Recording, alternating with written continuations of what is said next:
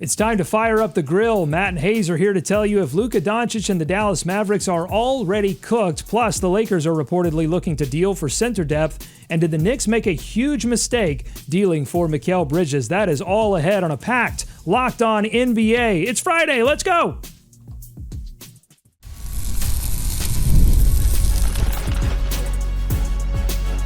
You are Locked On NBA, your daily NBA podcast. Part of the Locked On Podcast Network, your team every day. Welcome to Locked On NBA. Thanks for making us your first listen of the day. We are free and available wherever you get your podcast, and that's part of the Locked On Podcast Network, your team every day. You can start the season with a big return right now on FanDuel. New customers will get started with $150 in bonus bets if you win your first $5 bet. Visit FanDuel.com today to get started. I'm Doug Branson, host of the Locked On Hornets podcast and your Shot Clock Sherpa, guiding you through the NBA's biggest stories with the help of Locked On's local experts. And with me, as always, two of Locked On's premier national NBA experts from the Locked On Nuggets podcast and senior NBA writer for the Action Network. It is Matt Moore. And from the Locked On Bulls podcast, we have Haize. Matt, Haize, we've got some news in the trade market already. First up, the Lakers' top priority is still adding front court depth behind Anthony Davis. That's according to ESPN's Dave McMenamin. Matt, first question to you. Is it too early in the season for the Lakers to be thinking deal? And should backup center be the top priority? No, they're late on this. They should have done it over the summer. Anthony Davis made it known through league circles that he wanted the Lakers to add a center. He thinks the 2020 run is the kind of model for how that franchise, the roster should be built around him with another big, so he doesn't have to play full-time center. They need to move off of D'Angelo Russell. It's nothing personal, but he's kind of the guy that you can kind of pinpoint as if they were to move him, probably get the best return and probably get the best addition by subtraction. They need to go ahead and make a move, but the problem is, to be honest with you, center is the priciest option on the trade market. It's been that way for the last 2 years. It's hard to get center help right now in the trade market in the NBA. We have a lightly used center in Nikola Vucevic in Chicago that the Lakers can have at any point in time. Just slightly used. It is time. Anthony Davis has been vocal about this for years that he doesn't really like playing center. Now he's done an adamant job at it, but I do think you need some big man depth there. You have a piece in D'Angelo Russell who, since he's gone to the bench, has been pretty solid, right? But strike where the value is hot. You have a clear need. There's going to be projectedly probably a couple of centers out there. The question is are you going to be able to match the price, the asking price that a lot of these centers are probably going to go out and command? Like I said, the Bulls seem ready to kind of give some pieces away. So, hey, there you go there. Even though I don't want D'Angelo Russell, but hey, we'll take that 2031 pick. Well, and the other issue is that demand for centers might be a little high as we get closer to the trade deadline because, certainly guys are going to get healthier, but it seems like center definitely a need for other teams as well, center depth. Okay, let's hear from the Locked On Lakers podcast on this subject. Host Brian Kamenetsky sees a bigger need than a backup center. Let's hear what he has to say. The bigger issue isn't so much, I think, backup center. It's that you also don't have enough credible, because Wood is hurt, because Vanderbilt's hurt. You don't have enough guys who can be like, let's go small, but small with a little bit of size. Like our power forward is 6'9". We've got two 6'9" guys. They need another Markieff Morris from 2020. Yeah, just bulky guys who aren't centers and they're undersized, and you're going to get burned if you do it for too long. But you can play big, small, which is really what the Lakers did in 2020 a lot. Yes, they did. Where they played a big when they, in times when they went small, they were still really long and big and whatever. They just sometimes played without traditional centers. And so the team is what it is for the next month, 6 weeks, whatever it is. I think I'd be surprised if they made a move of substance. Okay, so surprised if they make a move. So let's shift into the present. They begin their cup title defense tonight. Haize, what do you give their chances to repeat? What do they need to do if they want to repeat as cup champions? Do I give them a chance to repeat? Yeah, it's the NBA Cup. Everybody has a chance. It could be, you never know who's going to get hot at any point in time. What do they need to do? LeBron needs to be amazing, and maybe that's burning him out at the wrong point in time. But I don't have very much faith in the Lakers in the NBA Cup just because I want to see a different team win it. Now, if they repeat it as NBA Cup champions, I'm sure ESPN is going to come up with some generic stat that they always do to boost LeBron. It's perfectly fine. But as far as what they need to do, play defense, shoot, and trust Dalton Connect. How about you do that a little bit? This game, I think tonight is going to be really interesting. So they're facing the Spurs in San Antonio. LeBron is 5-1 in his last 6 in San Antonio with the Lakers. The board's kind of set here. So they match up well with the Thunder anyway, and Chet's out and Hartenstein's still out for the foreseeable future. So that gives them a huge size advantage with AD, who crushed them last year. The Suns are going to be without Kevin Durant. Bradley Beal is out tonight. The Jazz are not good, despite the Mavericks letting them win last night somehow. So, like, their group is really set up for them to get out. And so if they can take care of this game versus the Spurs, they're going to be in the driver's seat, I think, for that group play because of their matchup with the Thunder. So I actually think that the Lakers have a very good chance of making it a group play. And if they want to, once you get into single game environment, yeah, I'll take LeBron. I'll take LeBron over just about anybody outside of the top 5 guys in the league. So I think there's a very good chance the Lakers hoist another NBA Cup banner at Staples Center. But if they don't get to Vegas, I think it could heat up those trade talks. And Locked On Lakers not the only ones talking panic trades this early in the season. Locked On Heat is looking at a Miami team playing a little bit better right now without Jimmy Butler and wondering aloud whether the trade Jimmy talk is fair game. I think that's totally a fair conversation to be having right now, considering the body of work so far this year has been underwhelming. Right? Like Jimmy Butler's numbers across the board are down. And everybody thought, okay, contract year Jimmy Butler. He's going to come out motivated and everything like that. And I kept cautioning people, just because you want to doesn't mean you can. And he's 35 years old. And he's looking like he's 35 years old this season, maybe more than ever. Other than times last year where he just seemed even a little bit more disinterested. But you can't deny the numbers so far down across the board. And it's not exactly like he's been helping them beat good teams either. I don't know that you can explore trade at this point. I really don't. I see what we're all saying here. I understand it's a valid point. I just don't think that you're going to get the kind of value a lot of people expect. I mean, there were people commenting trade Giannis for Jimmy. It's like, okay, why in the hell would Milwaukee even consider that for top possibility? No way. So that's not realistic. Yeah. I don't even know what you'd get for Jimmy Butler. Okay, so later in the show, we're going to talk about several teams that have some championship aspirations that are on the ropes. Which of the non-Lakers teams, we've already talked about the Lakers, but which of the non-Lakers teams, Haize, do you think needs a panic trade most? Is it the Heat or is it another team? I mean, the Heat are definitely one that's up there because, I mean, you have the pending situation with Jimmy Butler and his contract situation. So, yeah, it's definitely like they don't want to pay him. It's clear. He's looking old. He's looking slow. He's not necessarily rotating and doing what he did on defense a few years ago at all. So I think that's definitely an aspect there as well. But if I'm saying, I don't know if I'll call it a panic trade yet, but I'll say this. The Los Angeles Clippers need some depth as well. They just don't have any pieces to do anything with for sure. Which, you know what? I'm not even going to say nothing bad about the Clippers. I'm going to be more fair today. Too late. Yes, I'll say it's the Miami Heat. Yes, I was going to go down a rabbit hole there, but I saved myself. I stopped it. Let's go ahead and check that off for our daily diss of the Clippers from Haize. So on the first hand, I will say that an interesting idea, a trade idea I love, the Heat should absolutely call Chicago. Call Chicago. Jimmy comes home. That once ownership here is like you get Jimmy Butler and make the playoffs again and get that sweet playoff revenue. Could be kind of interesting. I would assume new. One of the big contracts. I can see that happening. The other team I'll point at is going to be, I actually think the Minnesota Timberwolves need to make a deal.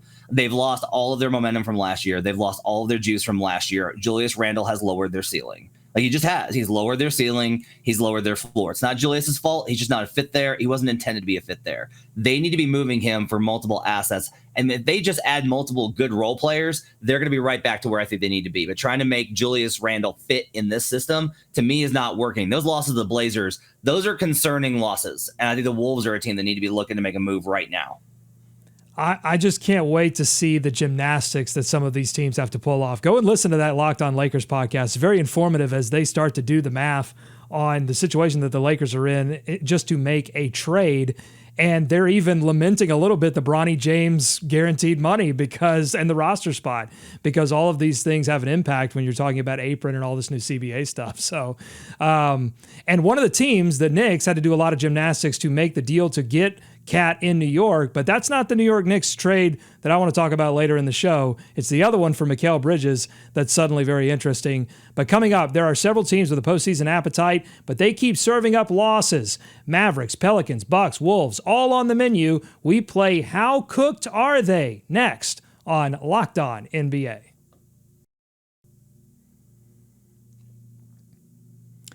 With Robinhood Gold, you don't need a silver spoon to eat up the financial favors of the 1%. Robinhood Gold allows others to get the rates and perks usually reserved for the high society. Now, the resourceful individual with Robinhood Gold can earn the very liberal rate of 4.25% APY on uninvested cash and be rewarded with a handsome 3% retirement boost on IRA account contributions. Robinhood Gold provides the privileges of a high net worth for any net worth. These generous benefits are now available for only $5 a month. The new gold standard is here with Robinhood Gold. Sign up at robinhood.com/gold. Terms apply. For product-specific disclosures, visit robinhood.com/gold. Investing involves risk. Rates may change. Gold membership is offered by Robinhood Gold, LLC. More Locked On NBA ahead. Thanks for making Locked On NBA your first listen every day. Your favorite NBA team has a free and daily newsletter. Go to lockedondaily.com and subscribe to stay up to date with local expert analysis and amazing writing from Katie Heindel, Mike Shearer, and of course, Locked On Fantasy Basketball host Josh Lloyd is giving you the tips you need to succeed in your league. Okay, boys, grab your oven mitts and set your egg timers. It's time for a new segment here on Locked On NBA. It's called How Cooked Are They? I wish I had like the voices, for the game show. How cooked are they? Rules are simple. I give Matt and Haize a team, and they tell me on a scale of rare to well done how close this team is to being out of the title discussion. And let's start with the Mavericks, who just lost their fourth consecutive game, all of them by razor-thin margins, this time to the lowly Utah Jazz. Now, typically, I would play you a clip with one opinion or piece of analysis, but instead, for your entertainment, here is a super clip of Locked On Mavericks tears. This Mavericks team, all over the place. They settle for these threes. They flop. Like, even you go back, there's so many plays where they just flop around, and you're like, all right, we still got to finish the play. Luka has been dreadful defensively down the stretch of games.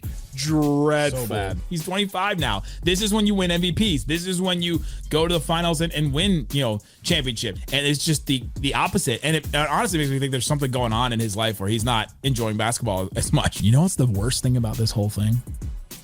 What? You know what's the worst? This team is making me look so damn stupid. That was Nick Angstedt there, by the way, host of the Locked On Mavericks podcast. Matt, we'll start with you. Dallas Mavericks, how cooked are they? I'm going to say rare. They're okay. They're going to be fine. Look, these losses, less than 4 points in each of these contests. A lot of stuff going on that led to these outcomes. Questionable officiating in the Golden State game. Denver was just like execution, just a really great game. This Jazz one is the worst one, and they should be embarrassed by that. They took that team too lightly. But, I'm somebody that thought that this team was going to win 55-plus games this season. I still think they're going to be fine. I think they're going to get it together. There's still flashes of the defense. The Luka sequence from last night really was a miscommunication based off of how they schemed to kind of hide him. They're going to be okay. It's just a bummer that they could have been like the it team this season, and this start is putting that in major jeopardy. I'm going to say medium rare for the Dallas Mavericks. Okay, a little more cooked. That's right. They can turn it around. They can easily turn this around. They're too talented. They still got Luka. They still got Kyrie.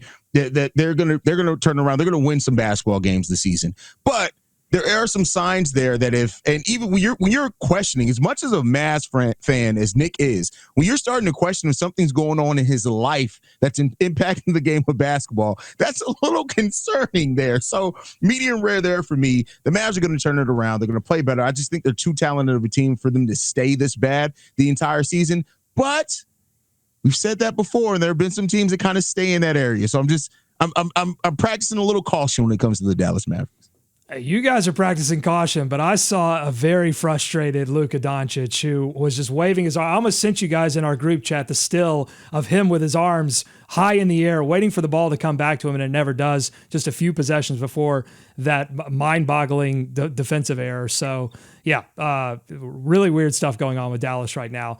So let's move on to another franchise that seems really struck by some bad luck. New Orleans. The New Orleans Pelicans have taken the hardship exemption belt from the Memphis Grizzlies this season, and it sounds like the Locked On Pelicans host is ready to serve this bird. Things are feeling pretty bleak for the New Orleans Pelicans. They're on a 6-game losing streak, which is tied for the longest losing streak in the NBA currently, along with the Washington Wizards, who absolutely stink. They're currently 3-9, and they sit 14th out of 15 in the Western Conference. No Zion Williamson for 4 to 6 weeks, and he never hits those timelines in the first place. You have CJ McCollum out, DeJounte Murray, the big offseason acquisition, already out, and Murray's injury particularly hurts. You need that point guard to try and kind of run your offense, run your team, and now you don't have that. And you also gave up depth to get him. You know, you basically had to get rid of Najee Marshall because of cost, but then also Dyson Daniels, who's playing incredibly well for Atlanta, and Larry Nance Jr. If you go 0-2 this weekend and you fall to 3-11 on an 8-game losing streak, does that effectively mean the season is over? I love when the host of the podcast asks the question for me. So, Haize, is the season over? How do you like your Pelicans served here? How cooked are they? How cooked are they? We're gonna use some New Orleans slang here. They're overcooked roux. There's no saving. It's done. They were slightly cooked coming into the season. They were slightly cooked already coming into the season. Now with all the injuries that they've had, you're already worried about injuries to Zion and everything like that. Like Brandon, the best thing that could come out of this situation is that Brandon Ingram keeps cooking and they can actually move him to help make that roster make a little bit of sense in the future. But I'm saying right now, they are an overcooked roux. They're done. You can't save it. You can't salvage it. I don't care if it's early in the season. The Pelicans are done. Charred, blackened pelican. That's what we got here. It is crispy on the outside and crispy on the inside. It is not good. I think the biggest thing here is there's a universe out there where they don't have these injuries and they're probably pretty good. But the biggest concern here is look, they are bottom 10, bottom 5 in overall net rating. That's one thing. You look at strength of schedule, they're bottom 5 in SOS too. They've had an easy start. All the teams at the bottom all have a positive strength of schedule where it's they're bad because they played tough teams. The Pels are the exception. That's a huge warning sign. Sometimes you just have that year where everything goes wrong and then you wind up having to blow it up. That's got to be this one. And I don't know what that means for the future, whether that's Willie Green, whether that's trading Brandon Ingram, whether that's trading Zion Williamson. But you have to think that big things are going to be afoot for the Pelicans in terms of change between now and the deadline. I love Matt Moore has the Pelicans as the turkey from National Lampoon's Christmas Vacation. Look around you, Helen. We're at the threshold of hell. Now, I will give Pelicans fans some hope, and it's from the Locked On Pelicans podcast. So you probably already heard it because I know you're a loyal listener to that podcast. But he does mention there that they started 3-16 in Willie Green's first year, and they still made the playoffs. So hope springs eternal in New Orleans, but they have to get healthy, obviously. All right, rapid fire time. No clips from podcast here. I just want to hear your opinions. Matt, how cooked are they? The team that you mentioned in the first segment, the Minnesota Timberwolves. Medium rare. They need to make that deal for Randall, but the core foundation is still going to be good enough. They're going to be okay, but it's getting a little warm there, I think, with the Randall situation. Anthony Edwards' post-game comments are getting more and more heated. Are they getting more and more cooked? Haize. I got them as rare. I think they're going to be fine in the long run. I think they still got Anthony Edwards there. He's still locked in, and I think they'll be fine. This season's definitely going to be more difficult for them if they can't trade Julius Randle, but I think they'll be okay. Okay, Matt, quickly, the Milwaukee Bucks. Looks like they're going to get Lillard back very soon off the concussion protocol. Giannis, 59, got him back into the game. Overtime win against Detroit. How cooked are they? Medium well. It's not looking good. Middleton can come back, Dame can come back. It's not going to cool this down. They're pretty cooked at this point. Haize? Well done. Charred. They're done. They're done too. They're done. Okay, well, maybe they're one of those teams that needs to make a panic trade. We will see, and we'll cover it all here on the Locked On NBA podcast. But coming up, the NBA Cup gets back at it tonight. Two teams who made a big offseason trade face off, and one of those teams is going through some major buyer's remorse. That's ahead on Locked On NBA.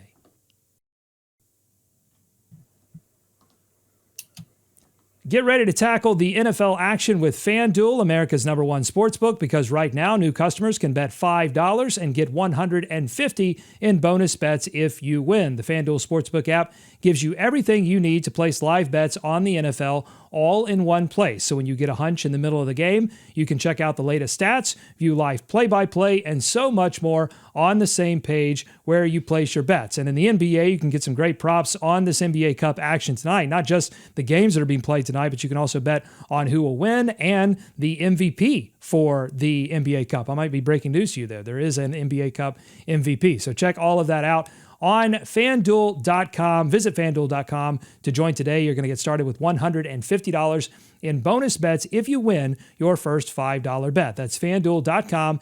Never waste a hunch and make every moment more with FanDuel, an official sportsbook partner of the NFL. More Locked On NBA ahead. All right, final segment here on the Locked On NBA podcast, getting ready to cruise into the weekend. Thanks so much for making Locked On NBA your first listen every day. There's a free daily Locked On podcast for your favorite NBA team. Make sure to search your favorite podcast app for Locked On and your favorite team today.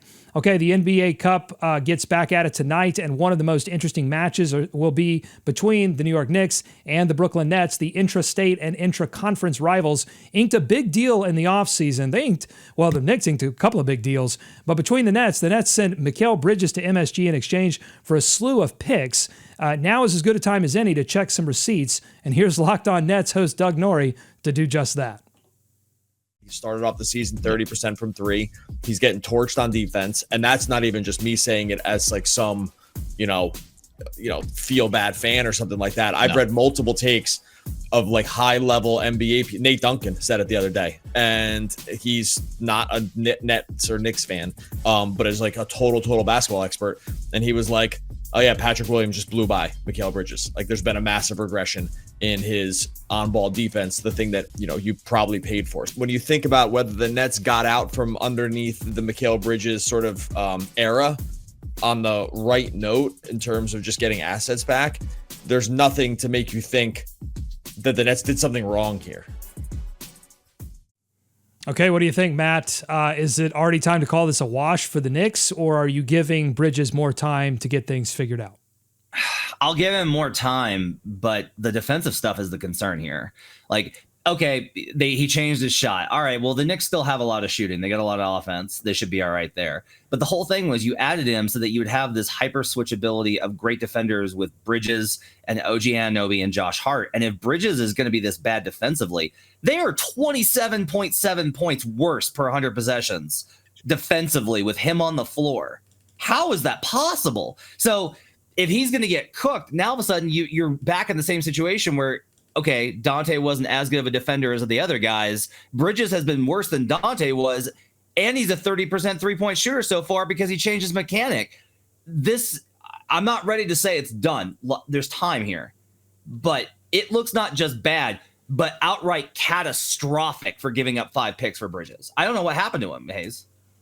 I mean, I'll tell you what happened. His defensive rating has been going up the last 4 years. Now, defensive rating isn't the end all be all, right? But I think there's something to be said that when the teams that he was on prior to this, like, were there really expectations for that team? Those teams, I don't know. But Mikal Bridges' slide defensively has been something that I think has gone unnoticed over the last couple of years. And now with him being in New York and being brought in partially because of his defense, he's not bringing anything that team expected. So, yeah, the Nets absolutely made out like a fat rat in this type of deal, and they should be running away from this deal with a bunch of cheese because, like, you got 5 picks for a player that's being this bad at what the team traded him to be. Yeah, the Nets. Listen, the Brooklyn Nets have not had a lot of good things happen to their franchise. They deserve this one. It almost feels like we're not talking a lot about it, maybe because of the Cat Randall trade, that sort of covered up things a little bit. One of the interesting notes from that Locked On Nets podcast, they mentioned, Mikal Bridges seen as an Iron Man, played so many minutes in college, And that was an asset. That could have been an asset for a trade because he was so available, but maybe it's starting to take a toll on his body just being so available. So we'll definitely keep an eye on it. It is very interesting. All right, let's end the week with our favorite things this week, things happening around the NBA that tickled us. Haize, what were you tickled by in the NBA this week? The Chicago Bulls beating the New York Knicks and Patrick Williams absolutely looking like a dog for once in his career. Like it was great to see in Madison Square Garden. Like, listen, you asked me my favorite things of the week. I'm going to tend to my team just a little bit, like especially when they actually do something well. I was really surprised by that game when the New York Knicks went on that 17-0 run. I thought it was done. The way that the Bulls fought back and ended up winning that game, that's definitely my favorite thing on the week so far. Charlotte's own Patrick Williams. Matt, what was your favorite thing this week? Great coaching. You got the sideline out of bounds lob to Duran and for the Heat win by JB Bickerstaff. You've got the way that the Thunder have managed without a center. Like they're still rolling teams without having a big man. And a lot of that is how Mark Daigneault develops and coaches his team to be prepared for any circumstance. You got some really great coaching going on in the NBA right now, which is the crazy part about that is the person that looks the worst this week is Eric Spoelstra. Who would have thought? Oh, that's what I was just going to say. You had all of this great coaching, and then this one moment that stood out like a sore thumb, Eric Spoelstra calling a timeout when he didn't have one and costing his team the win. And I was just reading about how devastated he was going back to the locker room. And certainly we don't the stakes for the stuff that we do, like podcasting and talking about our teams, isn't the same as coaching. But I've pushed some mistakes on an episode or something, and that feeling of the pit in my stomach, when that kind of thing happens. To imagine that on a national stage where there is so much pressure and so much money and so much competition is insane. I think it's the tough part there. I think for Spo is that he knows how hard the game is and he knows what his players have to give. Right. And like they get paid the big bucks and have the guaranteed contracts and that's all well and good. But as part of like a team structure, it's the coach's job to never be the thing that prevents them from a win. And he has to feel like that. So letting down his team, I think is probably the hardest part for him. No coach ever wants to feel like that. Okay, my favorite thing this week, for all the talk of soccer trends invading our beloved sport, it's actually college basketball that I see more and more in my NBA stew. Rivalries are intensifying. You've got Steve Ballmer building a student section for Clippers fans. There's an in-season tournament played on a neutral court. And now teams are full court pressing more, according to Mike Shear of Basketball Poetry and the Locked On Daily newsletter. He writes, 6 teams in total are pressing more than 5%, including Indiana and Brooklyn, who are doing it a crazy amount. And 22 of the league's 30 teams are pressing more this year than last. Now, I don't know what that means, but I love it. More college basketball in my NBA, please. Play a game on a battleship, fire up the brass band, blend the passions of amateur hour with the power and skill of the NBA. Adam Silver, if you're listening, I know you're listening. Adam, instead of backpacking across European soccer tradition, I think you should go back to school. College basketball in my NBA. What do you think? Here's what I think. I love the fact that you said that they built a student section because Clippers fans are indeed children. All right. Now that one's definitely the one you had before was like 50-50, but that one for sure is a ding. Yeah, okay. That was mean. I think the college. I think your point about rivalries is great. Need the games need more stakes. This is what I've been on for years. Is you need more stakes in the games, and any sort of rivalry presses that up. It's important that the players feel like they need to win. And then, we've talked about the schedule yesterday. Don't have to go over that again, but that to me is like the biggest thing. That's the root of all the schedule stuff is the games need to feel like the players need to win. And the rivalries help with that. Well, and to kind of wrap up the week of conversations that we've had on this show, one of them was, is the CBA ending the era of big threes and maybe ending the era of players going to play with other people that they like and want to play with? Is that trend sort of reversing? And if it is, one of the byproducts of that could be that we get a few more players that don't like one another and have to see each other more and more if there is less big player movement and more role player movement. So we'll see. Could be very interesting. Okay, if you like what you heard today or maybe this week, subscribe to Locked On NBA wherever you get podcasts, including on YouTube. Thanks for making Locked On NBA your first listen every day. Enjoy this weekend's action. Be kind to each other, and we will see you right back here on Monday for another episode of Locked On NBA.